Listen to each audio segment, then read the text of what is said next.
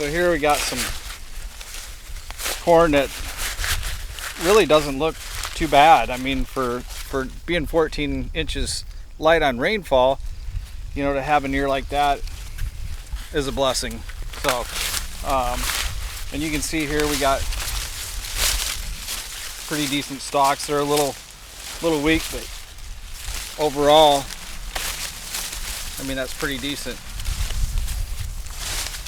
In the same field, we get our unfriendly visitors that decide to come in, and this is what they can do to the corn.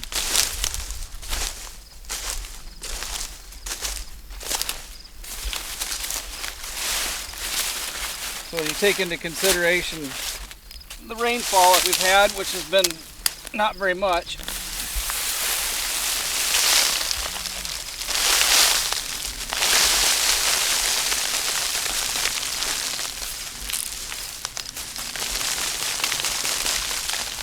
we get a lot of corn rootworm feeding that doesn't help our root situation. So you see there's some that was chewed off. Another one. And you say you shouldn't be able to pull it out of the ground like that, right? I should have to work pretty hard to pull it out of the ground. Most corn, you go up and grab a hold of it and you can't get it out of the ground. That's why the agronomists will carry a shovel with them. So yes, I shouldn't be able to pull it out of the ground. So that's disappointing. Now the interesting thing is, we still put an ear on. Smaller ear, it's pulled back.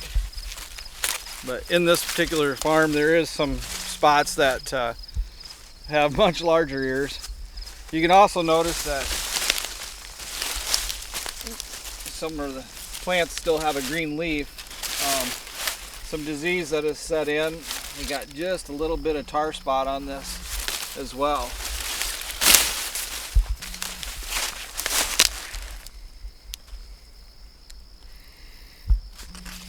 And what's the effects of tar spot, Lance? Great question. It's basically going to stop you from the plant from photosynthesis and being able to convert that sunlight into corn, into energy. So what can be done on the, let's just say this field here on the corn rootworm front, what can be done for next growing season? So next year we will most definitely be using an insecticide. This is a non-traded corn, by the way, too. It's not a rootworm corn, but we'll use a traded corn. We'll use insecticide. We'll monitor for beetles later in the growing season, and if we see a beetle hatch, we'll come in and spray for those as well. So this is going to be about, in my opinion, a 2-year process to get things back under control as far as corn rootworms go.